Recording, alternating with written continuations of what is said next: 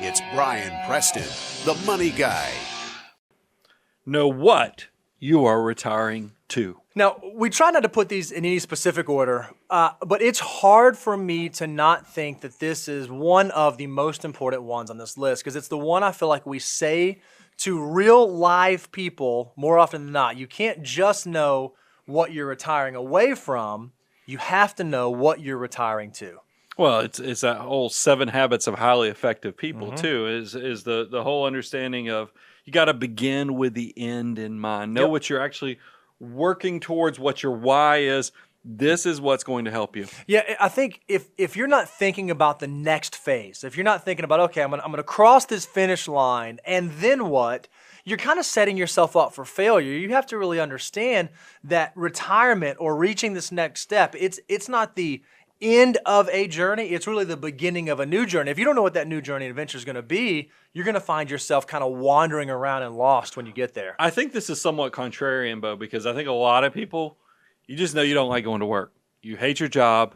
So you're looking at this as, if I work hard, I save hard, I do this long enough, I'll get away from this job that I hate.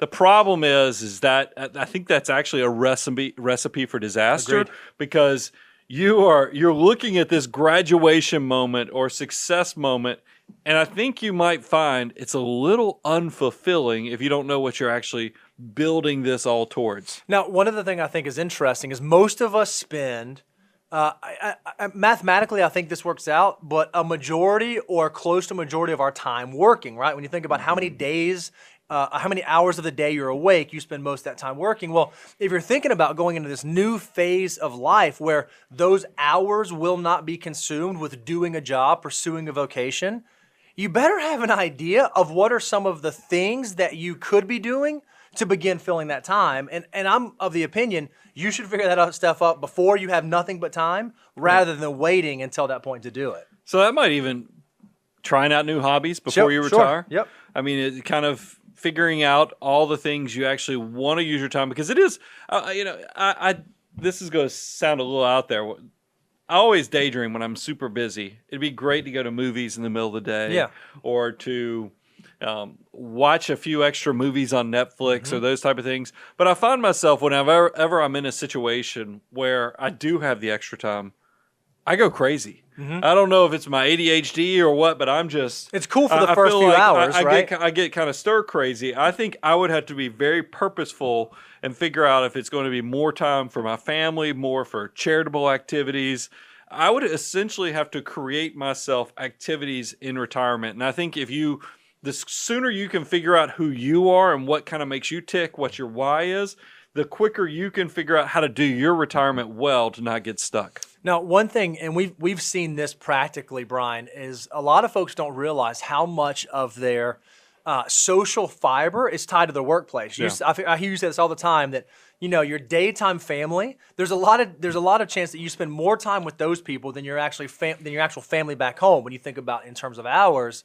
And so a lot of people get to retirement or leave the workforce and don't realize that a lot of the social fabric, a lot of their social interactions were woven in the folks they're spending the 9 to 5 with every single day. Well, I think it's interesting, and we'll cover a slide in a minute on happiness, but I think it's quite interesting that we've actually picked up here to Bound Wealth people that come to us that are working not for the money, but because of the interaction, the experiences, the fulfillment that work actually brings them. I know some of you listening to this that you're in an uncomfortable or bad job, and you're like, who does that? But I'm telling you, we have a good time here, and I think that there is something about if you do what you enjoy. It's that whole Warren Buffett thing. If you do what you love, you never work a day in your life.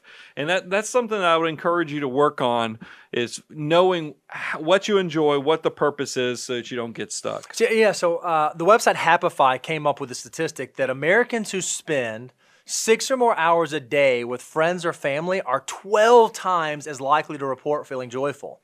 What I think is so useful in that is this can be retired folks who have left the workforce. They find that they have a lot of joy because they're spending time with people they love. Or even if you're not someone who's retired or you're not leaving, if you find that you just can't stand the people you're around every day and it's just a biting and negative environment, then maybe you're not experiencing the full joy that you could be experiencing if you were able to surround yourselves for that 6+ hours a day with people that you consider friends and family. Well, and coming off of a year like 2020 where we have pandemics and a lot of things got cut off that we take for granted. And one of those, I think, is relationships and family.